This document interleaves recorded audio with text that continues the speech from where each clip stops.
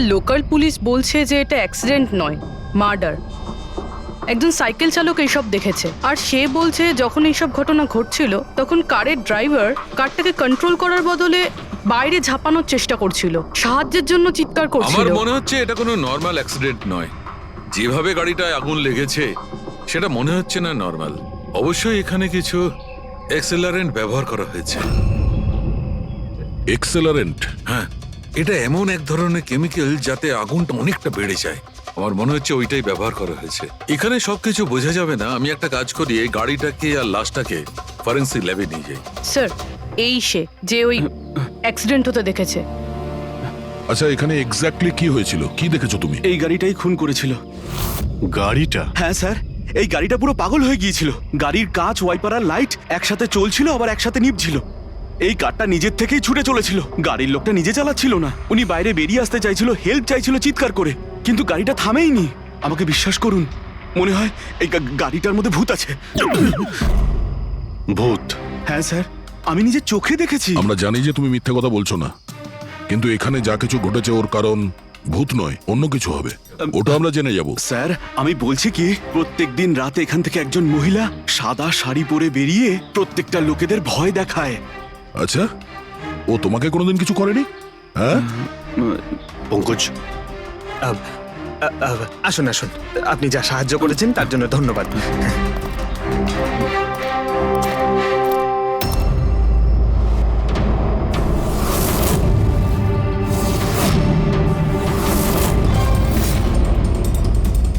Number plate খুব একটা damage হয়নি। নাম্বারটা ভালো করে দেখে নিয়ে এটার খোঁজ নাও।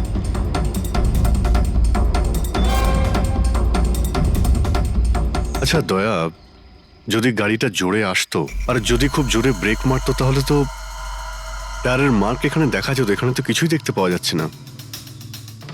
হতে পারে কেউ গাড়ির ব্রেকটা ফেল করে দিয়েছে। স্যার, হতে পারে ওই মহিলাই ব্রেক ফেল করিয়ে দিয়েছিল। কোন মহিলা? স্যার, ওই সাইকেলের লোকটা বলছিল না যে ওই মহিলাই। স্যার আমি ডেটাবেস চেক করেছি, এই গাড়িটা কোনো কার্তিক কুমারের নামে রেজিস্টার আছে। কার্তিক কুমার? কেন? কে এই কার্তিক কুমার? কোনো বড় ফিল্ম স্টার কিংবা সেলিব্রিটি কি? আরে স্যার, তার থেকেও ইম্পর্টেন্ট লোক। স্যারও মোবাইলের জগতে আলোড়ন সৃষ্টি করেছে। স্যার এটা মার্ডার স্যার, ওকে কেউ মেরে ফেলেছে। এই বড় বড় মোবাইল কোম্পানি আছে না স্যার, এরা সবাই ওর শত্রু ছিল স্যার। ও কমন ম্যানদের জন্য একটা স্মার্টফোন বানিয়েছিল স্যার। ওর এই ফোনটা যদি মার্কেটে চলে আসতো তাহলে বড় বড় মোবাইল কোম্পানি তো একেবারে ধুলোয় মিশে যেত। সাধারণ মানুষের স্মার্টফোন? হ্যাঁ স্যার, ওনার কোম্পানি P2+ পৃথিবীর সবচেয়ে সস্তা স্মার্টফোন বানায়। বড় বড় কোম্পানির টপ ব্র্যান্ড ফিচার্সগুলো যেগুলো থাকে না, ওই সব ফিচার্স এই ফোনটাতে থাকার কথা ছিল, তাও 10 গুণ কম দামে।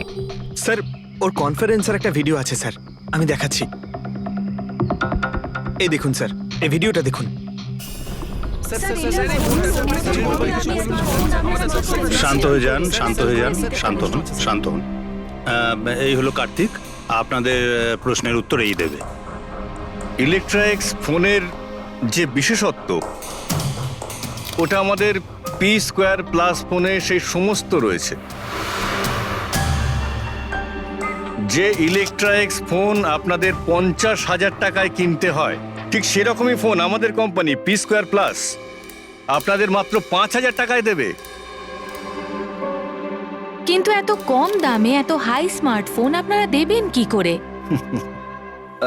আমি ইলেকট্রনিক্সে প্রায় 5 বছর কাজ করেছি। ওরা আসলে আপনাদের কাছ থেকে যে ফোনের দামটা নেয় সেটা প্রয়োজনের থেকে অনেক অনেক বেশি, আর তার পেছনে একটা কারণও আছে।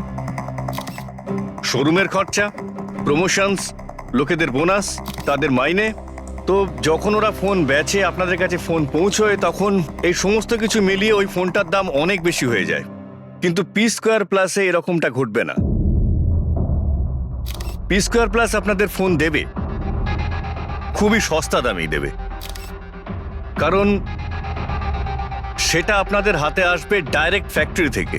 তাই সেজন্য এই ফোনটা অত্যন্ত সস্তা হবে। সেটা শুধুমাত্র ফোনের দামটাই হবে, তার মাঝখানে আর অন্য কোনো রকম খরচা ঢুকবে না। সেজন্য আমি চাই যে সমস্ত দেশবাসীর হাতে P2+ ফোনই থাকুক। আপনাদের এই ফোনটা কবে মার্কেটে আসবে স্যার? দিওয়ালির সময়।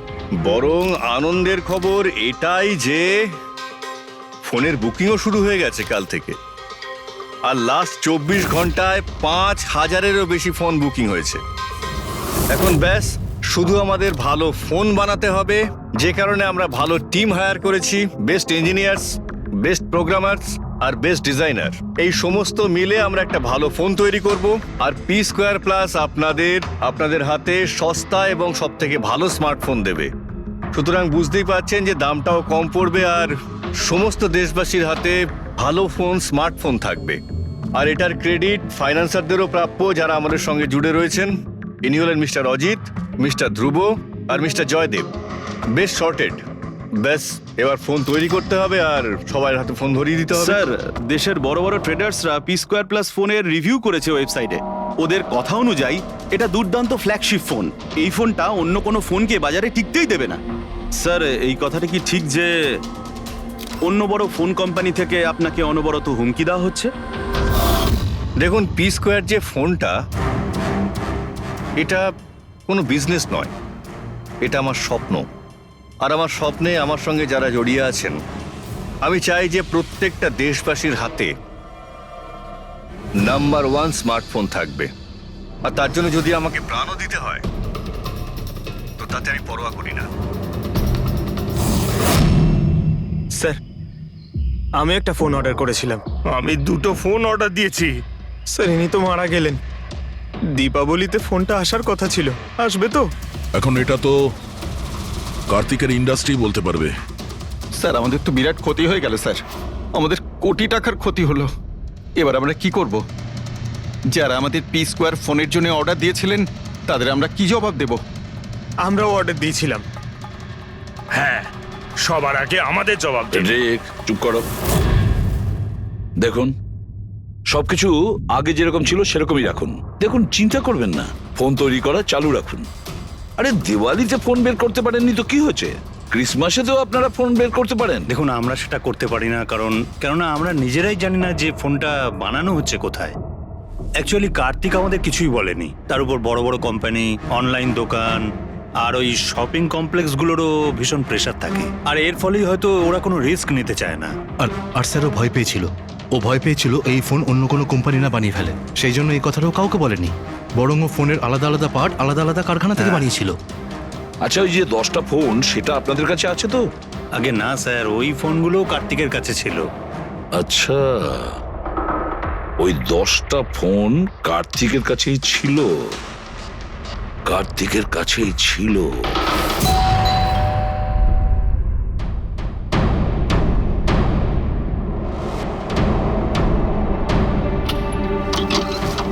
আপনারা কারা? সিআইডি। আসুন।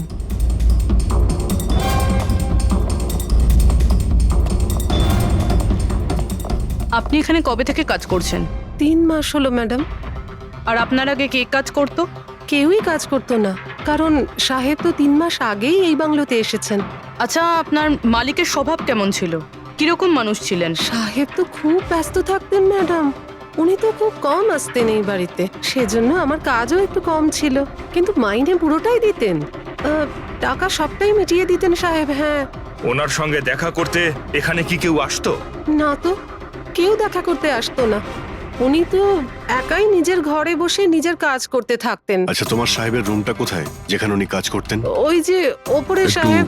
রুমটা দেখান। ফ্রেডি, পঙ্কজ, তোমরা নিচটা দেখো কিছু পাওয়া যায় কিনা।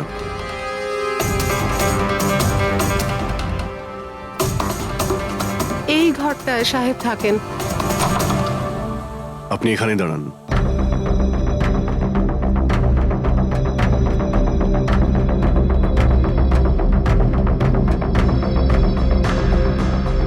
ওর সাহেব নাকি কাজ করতেন। রুমের অবস্থা দেখেছো?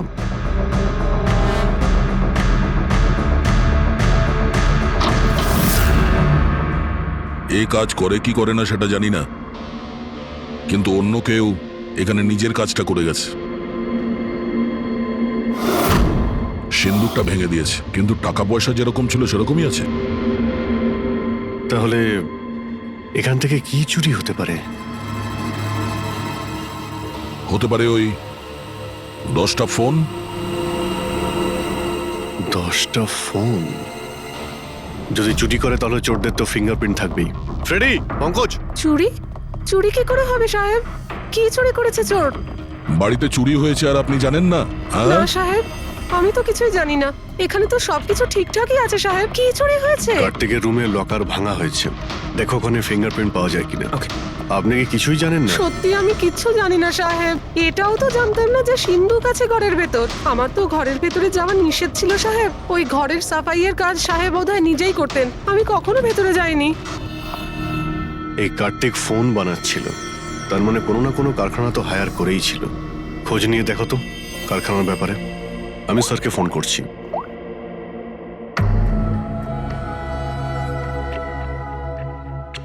এই শব্দটা? স্যার, কিছু ডিস্টারবেন্স আছে, বাইরে থেকে কল করছি।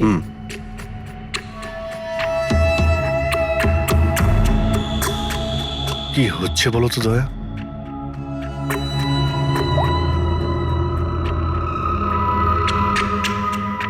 ও, এই কার্তিকের পিছনে অনেক লোকই লেগেছিল, হয়তো ওর ফোনের জন্যই। এখানে যতগুলো পর্দা রয়েছে সবগুলো বন্ধ করে দিই, রুমটাকে অন্ধকার করতে।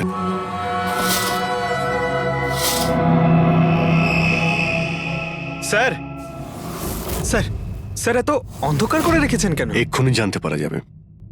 ভালো করে শব্দটা শোনার চেষ্টা করো।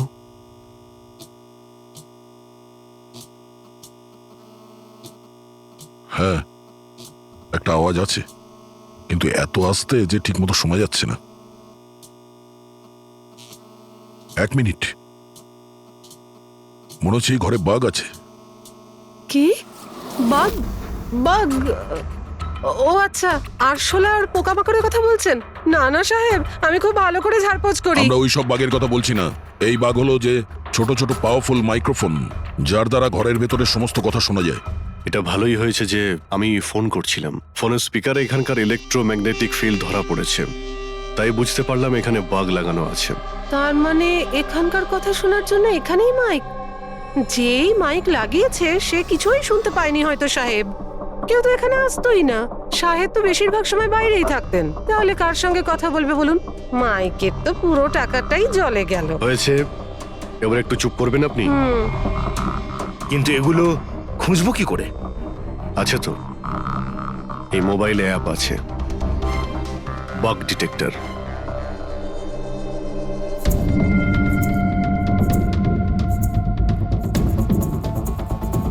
এই রেড লাইটটা দেখতে পাচ্ছ?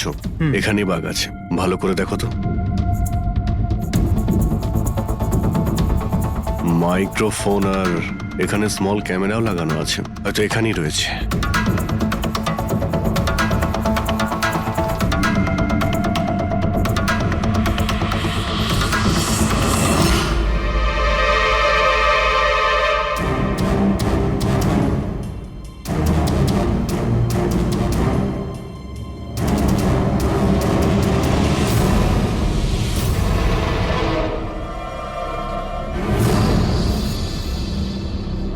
এই পুরো বাড়িটাতে মাইক্রোফোন আর পিন হোল ক্যামেরা লাগানো রয়েছে। স্যার, বাঘ স্যার, পিনহোল ক্যামেরা। বাঘ আর পিনহোল ক্যামেরা তো পেয়ে গেলাম, কিন্তু এগুলো করছে কে? আর এইসব জিনিসের রেকর্ডিং কার কাছে আছে? কার্তিকের বাড়ির ভেতরেই কেউ ওর ওপর নজর রাখছিল। কি হলো? স্যার, এখানে কেউ নজর রাখছে। হ্যাঁ? কে? স্যার, পিছনে একটা কালো গাড়ি আছে, সেটাই বাংলোর চারপাশ থেকে ঘুরছে অনেকক্ষণ ধরেই।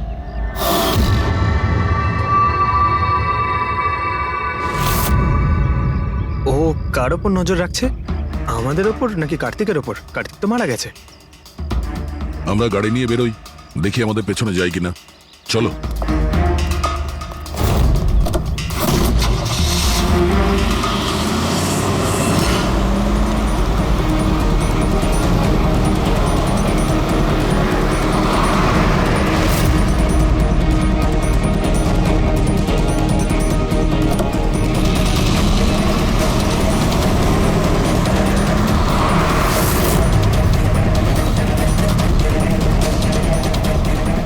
আমাদের ফলো করছে।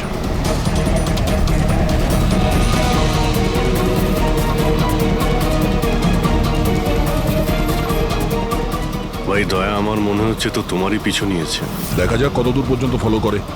পঙ্কজ, ওই লোকটার মুখ দেখেছো? বুঝতে পেরেছো কে গাড়ি চালাচ্ছে?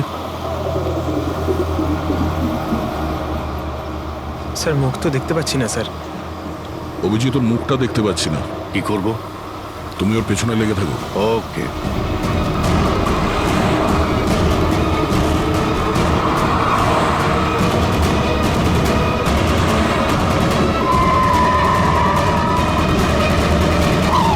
তাহলে তুমি আগে পুলিশে চাকরি করতে, তারপর উল্টোপাল্টা কাজের জন্য তোমাকে চাকরি থেকে বের করে দেওয়া হয়, তারপর তুমি গোয়েন্দাগিরি শুরু করো। কেন করছিলে কার্তিককে নিয়ে তদন্ত? হ্যাঁ, কেন করতে? হ্যাঁ, দেখো দিগ্বিজয়,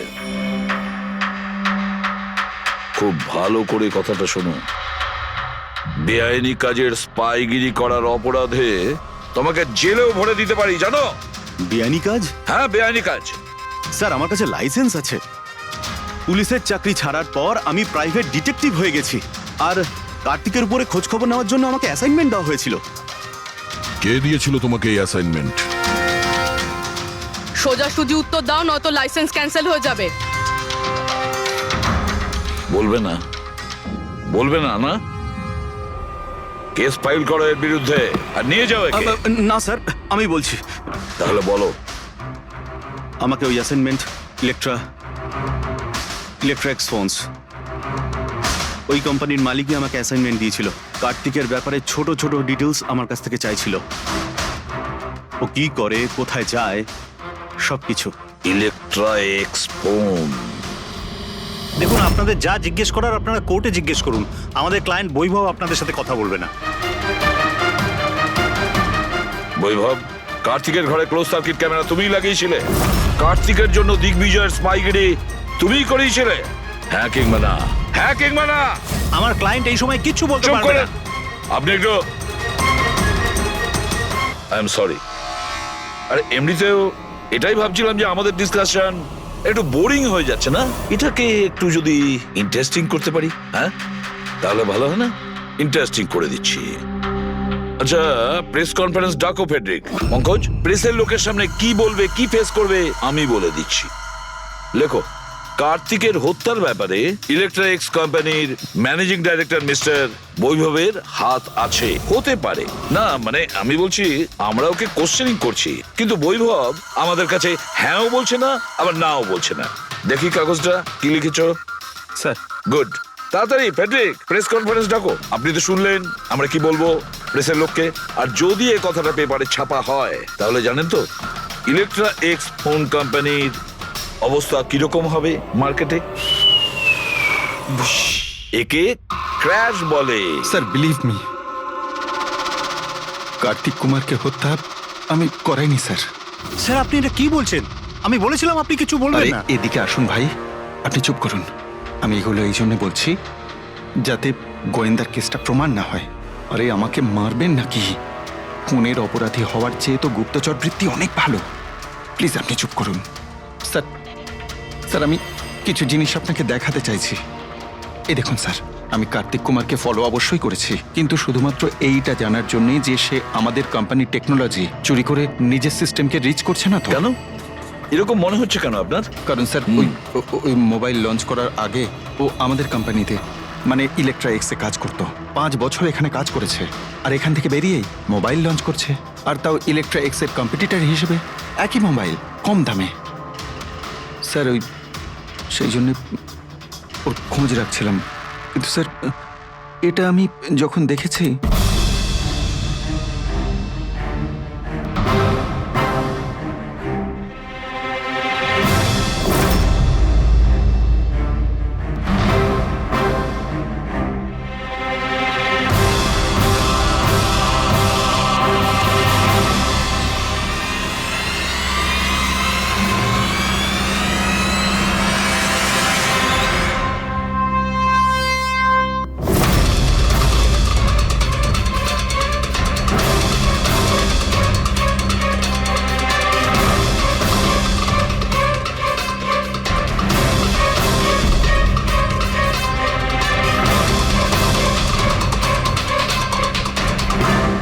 ওই মাস্ক পরা লোকগুলো কারা ছিল, কি কারণে এসেছিল?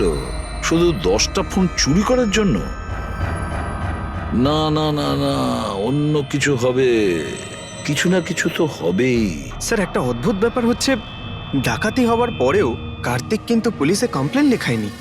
এখানে তো লোক ছোটখাটো জিনিস চুরি হয়ে যাওয়ারও কমপ্লেন লেখায়। এর তো 10টা ফোন চুরি হয়েছে, সমস্ত পরিশ্রম ওর জলে গেছে। আরে আমাদের টাকা লোকসান হয়েছে, নতুন ফোনের জন্য আমরা টাকা দিয়েছিলাম। আরে এখানে বসে আরামসে নিজের ব্যাগ প্যাক করে কোথাও যাওয়ার প্রস্তুতি নিচ্ছিল। কিন্তু স্যার একবার ভেবে দেখুন, ও যাচ্ছেটা কোথায়? নিশ্চয়ই আপনি জানেন কার্তিক কোথায় গিয়েছিল। স্যার সেটা তো আমি জানি না। আমি আরো কিছু ছবি আপনাকে দেখাচ্ছি, যেগুলো দিগ্বিজয়ের গাড়ির মধ্যে আমি পেয়েছিলাম।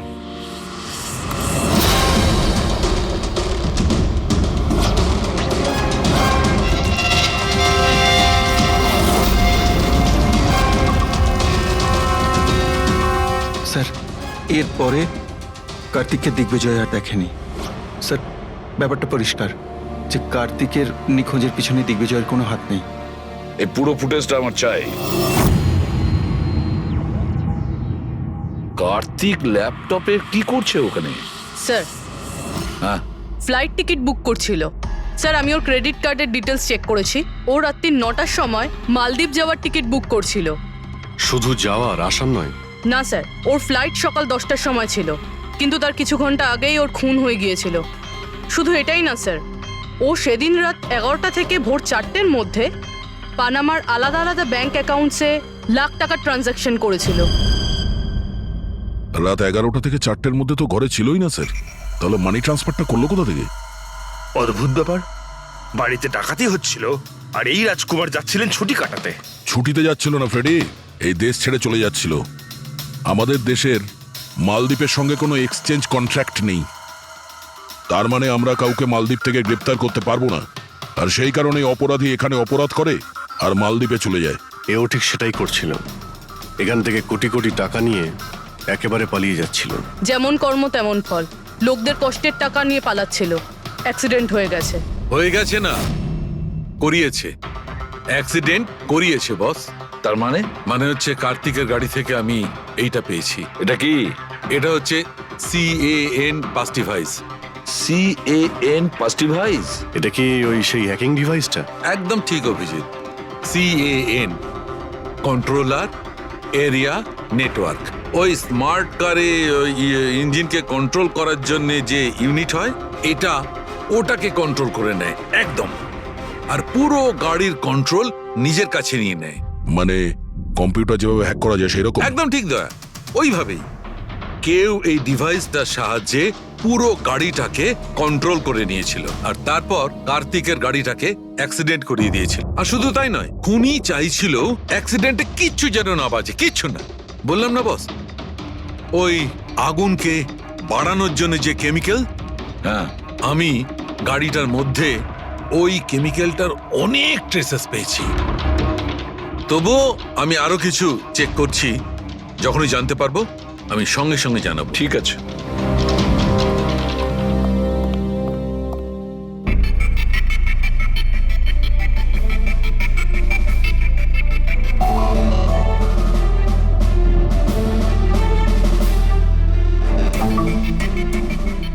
এক মিনিট এই ট্রাকটাকে দেখো, গোলমেলে মনে হচ্ছে এই ট্রাকটা। দিগ্বিজয়ের গাড়িটাকে আটকে দিচ্ছে বারে বারে। এরা কারা? ট্রাকটা যখন সামনে থেকে সরে গেল, কার্তিকের গাড়িটা উধাও হয়ে গেল। মনে হচ্ছে এই ট্রাক ড্রাইভারকে এই কাজটা দেওয়া হয়েছিল যাতে কোনোভাবেই এই দিগ্বিজয় কার্তিককে ফলো করতে না পারে। কিন্তু কে হতে পারে সে? খোঁজ নিয়ে দেখতে হবে। এ কে, এর কি পরিচয়? 3214 এই ট্রাকটাই। এই ট্রাকের সঙ্গে কার ধাক্কা লাগে?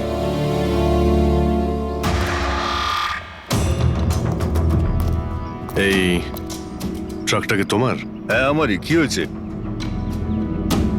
কাল রাত্রে ট্রাক খুব জোরে চালাচ্ছিলে আর একটা কালো গাড়িকে আটকানোর চেষ্টা করছিলে। হ্যাঁ না, তেমন তো কিছু করিনি। দেখ, মিথ্যে কথা বলিস না, নাহলে সোজা ভেতরে যাবি জেলে। স্যার বলছি স্যার, কাল রাতে আমার সঙ্গে দেখা করতে দুটো লোক এসেছিল।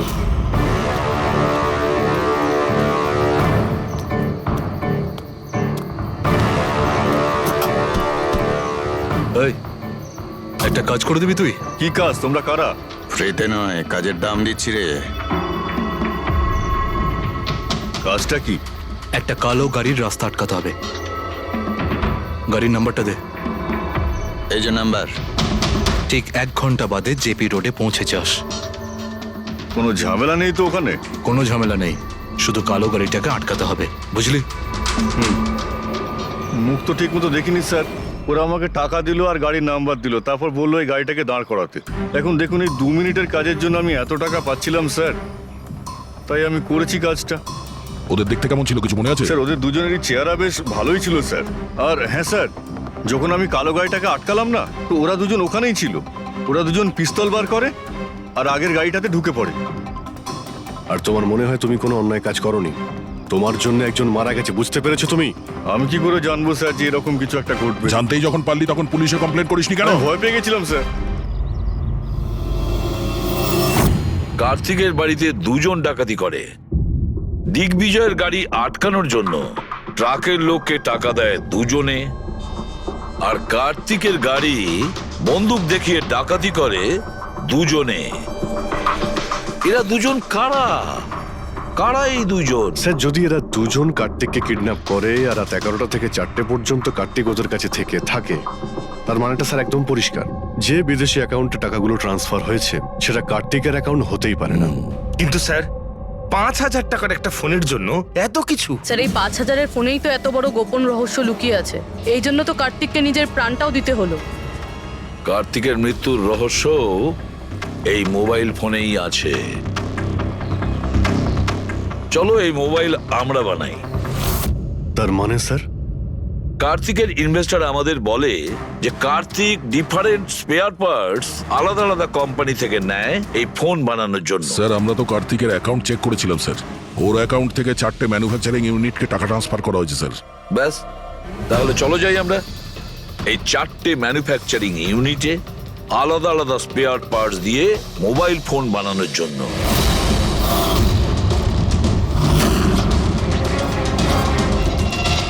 স্যার এই 3টে ম্যানুফ্যাকচারিং ইউনিট তো খালি ছিল। আপনার মনে হয় আপনি এখানে কিছু পাবেন? কেন পাওয়া যাবে না? আমরা গিয়ে দেখি ভেতরে। হ্যাঁ স্যার, মিস্টার কার্তিক কুমার আমাদেরই ক্লায়েন্ট। P-Square ফোনের লুক আর ওর প্যাকেজিং এর যে বক্সটা সেটা আমরাই ডিজাইন করেছি। আর ওই বাইরে যে প্লাস্টিক বডি হয় সেটার? হ্যাঁ হ্যাঁ, ওটাই। আচ্ছা, ওই যে 5,000 ফোনের যে অর্ডার দেওয়া হয়েছিল আপনাদের, সেগুলো বানিয়েছেন? 5,000? হ্যাঁ। না স্যার, মিস্টার কার্তিক আমাদের 10 পিসের অর্ডার দিয়েছিলেন, আর সে তো আমরা কবে বানিয়ে ডেলিভার করে দিয়েছি। এটাই আমি আশা করেছিলাম, এই ধরনেরই কিছু হবে।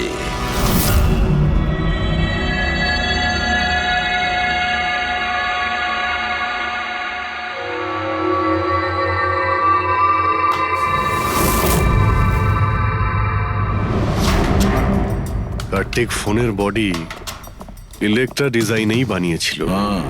Electra design. কিন্তু স্যার ও ফোনের বাকি অংশগুলো বানানোর জন্য একটা ম্যানুফ্যাকচারিং ইউনিট ভাড়ায় নিয়েছিল, কিন্তু ওখান থেকে কিছু বানায়নি। বানায়নি? কিন্তু স্যার ও ফোনটা কোথাও তো নিশ্চয়ই বানিয়েছে। কোথায়? কোথাও নয় পুরবি, ফোন কোথাও বানানো হয়নি। কোথাও না মানে কি বলতে চাইছো তুমি? বস, ও ফোন বানায়নি, বরং ফোনের আলাদা আলাদা পার্টস গুলোকে নিয়ে নিজে অ্যাসেম্বল করেছে।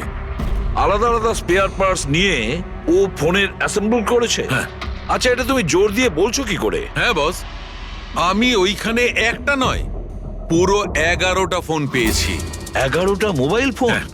একটা তো কার্তিকের লাশের একদম পাশে, ওটা হয়তো ওর নিজের ফোন হতে পারে। আর বাকি যে 10টা ফোন ছিল সেগুলো ওই কারের পেছনের সিটে পড়েছিল। আরো 10টা ফোন? মানে P-Square প্লাসের ওই 10টা মডেল যা কার্তিক লঞ্চ করতে চেয়েছিল। এক্স্যাক্টলি ওই 10টা ফোন। ওই ফোনগুলোর বেশি কিছু বাঁচেনি, কিন্তু তবুও আমি ওর ব্যাটারি আর কিছু পার্টসকে যখন আলাদা করে ল্যাবে চেক করলাম তখন আমি চমকে গেলাম। আমি জানতে পারলাম যে আসলে ওই ফোনগুলো ইলেকট্রা এক্স কোম্পানির ফোন। কি? এটা কি করে সম্ভব ডক্টর? সেটা বলতে পারবো না দয়া, কিন্তু এটাই হয়েছে। আমি ওই কোম্পানির থেকে লোকজন ডেকে আমি কনফার্মও করেছি। ওই ইঞ্জিনিয়ারও আমাকে বলেছে যে এই ফোনগুলো আমাদের কোম্পানিরই, ইলেকট্রা এক্স। তার মানে কার্তিক ইলেকট্রার পুরনো অংশগুলোকে ওই যে নতুন ডিজাইন করা বডি প্যানেল ছিল তার মধ্যে ফিট করতে গেছিল, আর সেটা অর্ধেকেরও কম দামে বিক্রি করার চেষ্টা করেছিল। এটা কেউ কেন করবে? টাকা দয়া, টাকার জন্য। ও তখন নতুন ফোন বানাতেই চায়নি, ইনভেস্টারের টাকা নিয়ে এখান থেকে কেটে পড়তে চেয়েছিল। আবার কি, যতজন ইনভেস্টর আছে না সবাইকে ডাকো এখানে, বলে দাও ওদের যে কার্তিক ওদেরকে কিরকম ঠকিয়েছে। এ আপনি কি বলছেন? এত বড় ফ্রড! আর আমাদের টাকা কার্তিক সেসবের কি করেছে?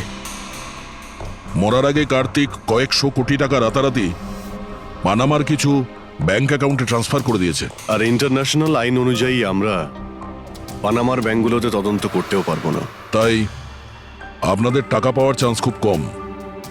না আপনাদের, না ওই সমস্ত কাস্টমারদের যারা ফোন আগে বুক করেছিল। কিন্তু মরলো কি করে? মানে অ্যাক্সিডেন্ট ছিল না খুন? খুন। কার্তিক খুন হয়েছে, অ্যাক্সিডেন্ট হয়নি, অ্যাক্সিডেন্ট করানো হয়েছে। অ্যাক্সিডেন্ট করানো হয়েছিল মানে খুনি কে তাহলে? জানা যাবে খুব শিগগিরই, খুব তাড়াতাড়ি জানা যাবে। স্যার, হ্যাঁ পুরবি। স্যার একটা অনেক বড় ব্রেক থ্রু আমরা পেয়ে গেছি। কার্তিকের বোন কৃতিকা, যে লখনৌতে থাকে, ওর সাথে আমার কথা হয়েছে। ও এটা বলছে যে কার্তিক ওকে একটা এনভেলপ কুরিয়ার করেছিল মারা যাওয়ার কিছু ঘন্টা আগে। ওখানে খুনির বিরুদ্ধে কিছু প্রমাণ আছে, আর কার্তিকের লিখে যাওয়া একটা চিঠি। সেখানে লেখা রয়েছে যে যদি ওর কিছু হয়ে যায় তাহলে এই চিঠিটা যেন সিআইডিকে দেওয়া হয়। ফ্যান্টাস্টিক ওয়ার্ক পুরবি। একটা কাজ করো, ওকে বলো ওই এনভেলপটা আমাদেরকে পাঠিয়ে দিতে। হ্যাঁ স্যার, কালকেও মুম্বাই আসছে ওই এনভেলপটা নিয়ে। এখানে এসেও কার্তিকের বডিও ক্লেম করবে। এখানে এসেই ও হোটেল রিসর্টিওতে চেক ইন করবে, আর তারপর আমাদের সাথে দেখা করবে। Hotel Resortio? Kritika? Excuse me madam. Yes, আপনি কৃতিকা ম্যাডাম তো? হ্যাঁ বলুন। আমাদের সিআইডি পাঠিয়েছে আপনাকে নিয়ে যাওয়ার জন্য। ও আচ্ছা, ওকে। আসুন না আমাদের সাথে, আসুন। আমাদের গাড়িতে আসুন। ঠিক আসুন। আছে, চলুন। কোথায় গাড়ি? ওই যে গাড়ি। আরে এসিপি স্যার। ইয়েস স্যার, আপনারা যে গাড়ি ফোনটা পাঠিয়েছেন সেটা পেয়ে গেছি। কি করছেন? এই চলো চুপচাপ। কারা আপনারা? ওরা তো ভিতরে আছে। কি করছেন এসব? এনভেলপটা কোথায়? কোথায় এনভেলপ? ছাড়ুন আমায়, পার্সটা দিন। জিজ্ঞেস করছি এনভেলপটা কোথায়? পেয়ে গেছেন? পাবেনও না। তুমি হাসছো কেন? পাগল হয়ে গেছো নাকি?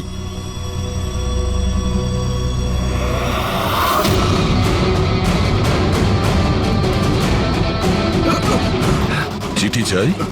হ্যাঁ, চল চল। থ্যাংক ইউ অফিসার নেহা, এবার আপনি আসতে পারেন। এদের আমরা বুঝে নিচ্ছি। এটা আমার ডিউটি স্যার। অফিসার মীরা? তাহলে কৃতিকা কোথায়? কৃতিকা নামে কার্তিকের কোনো বোন ছিলই না। এই কৃতিকাকে তো আমরা তৈরি করেছি আসল খুনিকে ধরবার জন্য।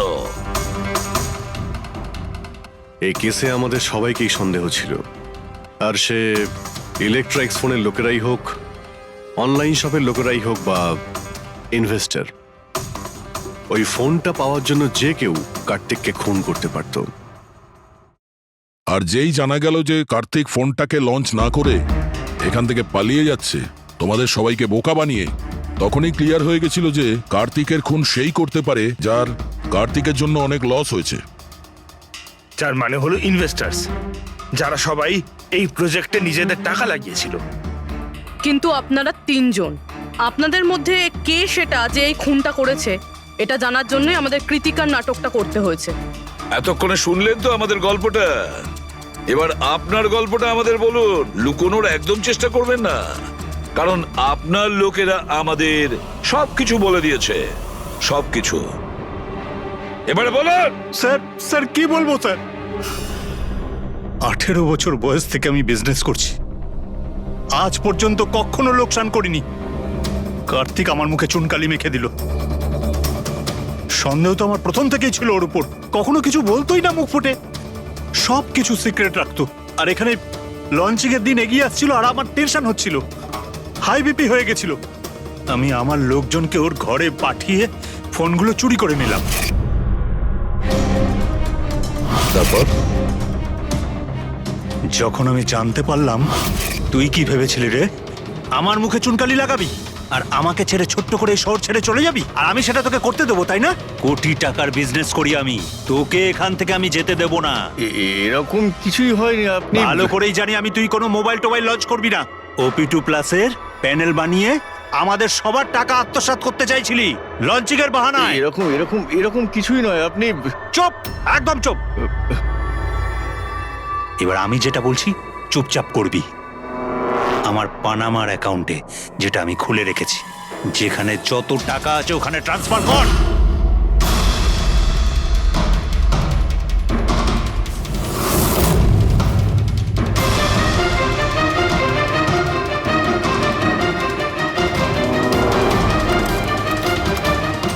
ওঠ, আউট। দাঁড়া, 1 মিনিট দাঁড়া। আমি ওই ফোনগুলো ওর হাতে দিয়ে দিয়েছিলাম, ভেবেছিলাম আগুনে পুড়ে সব নষ্ট হয়ে যাবে। এটাই আমার সবচেয়ে বড় ভুল হয়ে গেল, না হলে কি আমরা আপনাকে ধরতে পারতাম না? অজিত বাবু, আপনি এই ভুলটা না করলে অন্য একটা কোনো ভুল করতেন, আর আমাদের হাত আপনাকে ধরতে নিশ্চয়ই পৌঁছতো। ভুলে গেছিলেন আপনি যে আইনের হাত অনেক লম্বা হয়। কার্তিক আপনাকে ঠকিয়েছে আর রাগের মাথায় আপনি ওর প্রাণ নিয়েছেন। এবার আইন আপনাকে সুযোগ দেবে ভেবে দেখার যে যেটা আপনি করেছেন সেটা ঠিক না ভুল করেছেন। কিন্তু এই সব কিছু জেলের গড়াদের পিছনে হবে, হয়তো যাবজ্জীবন।